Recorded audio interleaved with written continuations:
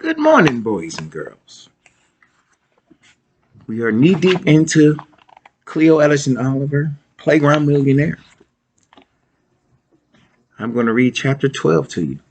But first, I must put on my trusty reading hat. Go Bucks. Chapter 12, Grand Opening.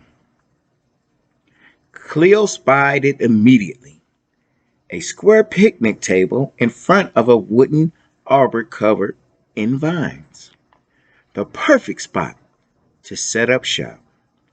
She and Kaylee, who'd walked with them to the park, tacked the banner to the arbor while Josh and Barkley ran around on the playground. Cleo spread the beach towel on the table, then laid out her business tools, the floss, the gauze, the gloves, and of course, the extractor extraordinaire. Finally, she set out the bag of cookies. Kaylee had made up a sign-up sheet so they'd have people's email addresses, she said, which could be used for future marketing if you want. My dad does this with his business. Of course, plus we'll need them for people who buy a recording. Great idea, COO. Cleo held up her hand and they slapped a high five. She put the clipboard with the sign-up sheet on the table. All set. Now all they needed were some customers. They sat next to each other on one of the benches attached to the table.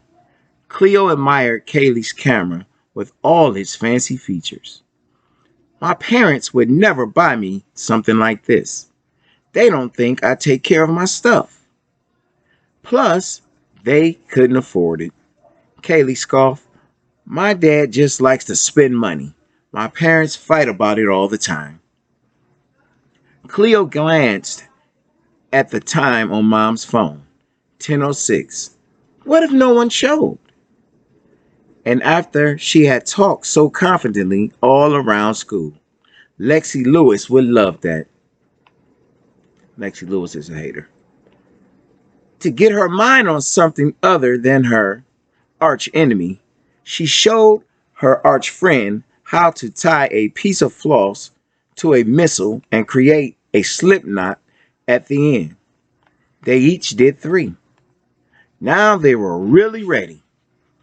Cleo's quick and painless tooth removal service was open for business. Her stomach felt queasy again. Maybe she was just hungry. Want a breakfast cookie? Kaylee said, okay. And Cleo handed her a dense, lumpy mound. Kaylee nibbled on her cookie. Cleo took a bite. Not splendorous, she thought, but not horrible either. She ate the whole thing in a few bites. Kaylee set hers down on the towel just as Jimmy Ryerson jogged over, waving some dollar bills.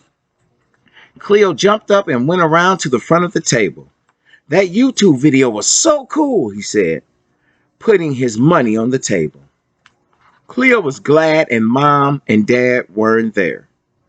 She didn't know what she'd say if someone mentioned the video once Dad came. Hi, Jimmy. We're ready for you.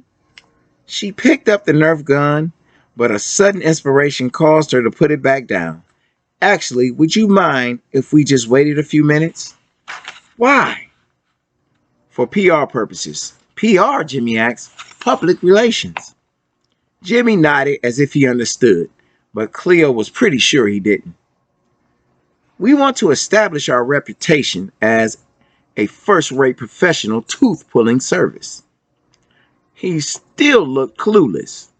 I want there to be a crowd. Jimmy grinned. The more people, the better. As long as I get to go first. Absolutely. She gave him his money for the moment. It wasn't good business to take payment before services had been performed. They went to the playground and played a game of Lava Monster with a few other kids who were there. Jimmy ran around the jungle gym, which looked like a small castle, roaring and swiping at the kids, trying to nab them without coming all the way onto the structure. It was like a tag, with the added excitement of monster climbing the walls and moat full of molten lava, keeping the players from being able to escape the playground. If you got tagged, you entered the lava pit and became a lava monster too. The game continued until all had been caught. At one point, Jimmy tripped over Barkley, who had been too slow to get out of his way. Jimmy writhed on the ground while Barkley's slobbery tongue lapped his face. "Get this dog off me," he yelled. "He's licking me to death." The other kids laughed and cheered Barkley for getting the lava monster. When Jimmy finally got to his feet, he had only one thing to say: "That dog's breath is deadly." Whew. They started up the game again. Cleo ignored the sick feeling in her stomach, even though it seemed to be getting worse. She played dangerously, taunting the lava monster from the edges of the equipment. Jimmy snagged her leg and she jumped into the lava pit. She climbed down the rope ladder and slides, trying to snatch the back of a squealing kid's shirt or the heel of a shoe. Barkley bounded around the structure, barking at all the excitement. Tessa and Steffi had come as promised. They ran around, trying not to get caught. Emilio was there too, saying he had a loose tooth to be pulled. Cleo recognized a handful of kids from school, not in her class. She hoped they were all there to get their teeth pulled. It was time. She clambered to the top of the tallest slide, ignoring Steffi's complaints that she was overstepping the lava monster boundaries. "Hey everyone," she yelled. "If you have a loose tooth you want pulled, Cleo's quick and painless tooth removal service is now officially open for business." She slid down the slide to the rubbery black turf. "And we're giving away free cookies." That got everyone's attention. Some kids even whooped with excitement. Barkley trotted alongside Josh, and the rest of the kids to Cleo's table. A few adults wandered over there, probably parents of the customers. Jimmy had sprinted to get there first. He picked up the Nerf gun and thrust it into the air. "I'm ready." Cleo pushed her way through the crowd. "Don't touch anything. The extractor extraordinaire is for tooth pulling only." She sucked in her breath at a sudden stabbing pain in her gut. Jimmy set the Nerf gun down and held up his hands. Okay, don't freak out." She snapped on her latex gloves and loaded the missile. "You want it recorded, right?" He nodded. "I'm going to put it on YouTube, just like the little man over there." He pointed to Josh, who beamed and waved at the crowd. "Oh, and everyone who has a tooth pulled gets a picture with Josh, the boy in the video," Cleo announced. "No extra charge." Cleo nodded to Kaylee, who got her camera in position. She pulled Jimmy a little ways from the crowd, but not too far. She wanted everyone to be able to see her tooth pulling method, live and in person. "Which one is it?" Jimmy pointed to his lower left canine. She slipped the floss around his tooth, tightened it, and held the extractor in the firing position. "Everyone count down with me," she shouted, getting caught up in the excitement of having her first official customer. "In 5, 4, 3, Jimmy tensed next to her, 2, 1, pop! Jimmy flinched. The tooth flew behind the missile like a streaking comet's trail. Some kids cheered. A couple of adults clapped. It had worked. Cleo tried to hand Jimmy a wad of gauze, but he was too busy finding and untying his tooth, he came back holding it above his head. Woohoo! It didn't even hurt. Cleo couldn't have asked for a better testimonial. She glanced at Kaylee to make sure she was getting all of this. This is what's actually going to work. Jimmy finally calmed down enough to stick the gauze in his new hole, pay Cleo her $3, and pose for a picture with Josh. When they were all done, Cleo handed him a cookie. Others held out their hands, so she went ahead and gave them cookies as well. Disgusting, Jimmy hollered. What's in these things? Uh-oh, the cookies might be a tougher sale than she thought. Their stock had just dropped precipitously. Anise, she said, licorice flavor. They tasted okay, but remembering their taste and texture gave her a sudden urge to throw up. Antsy, his face scrunched in disgust. You mean anus.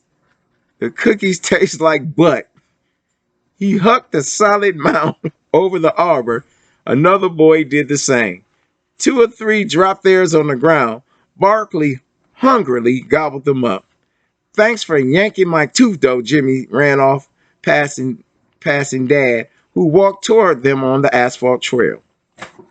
Cleo started to call for the next customer, but words caught in her mouth. She doubled over and lost her cookies all over the pavement. The crowd scattered. Ew, gross. She Ralph. Let me out of here. Only Kaylee and Tessa and Steffi stayed. Even Josh ran off. Barkley sniffed the vomit. Barkley, no, Dad commanded.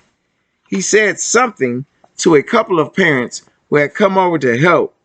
Something about being her dad. Cleo straightened, feeling dizzy and lightheaded. Dad and Kaylee held her steady. You're early, Cleo whispered. Looks like I got here just in time. I was able to break away before the game ended. The team understood. They were up 4-0.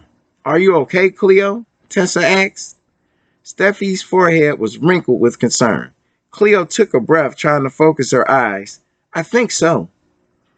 Don't you want your canines pulled? She looked at Tessa hopefully. Tessa glanced around at all the others. Sorry, boss. Dad said, time to close up shop. Cleo felt awful to argue. Too pukey to persuade. Yes, I guess so. She watched from the bench as Tessa and Steffi took down the banner. Kaylee put everything in a backpack. Then Dad drove them home. There you have it, boys and girls. Chapter 12 of Cleo Edison Oliver, Playground Millionaire. Hope you enjoyed my reading, but I also hope that you be able to answer the questions that are going to be asked of you. And again, have a great day. Stay classy. Mr. Ealy, signing off.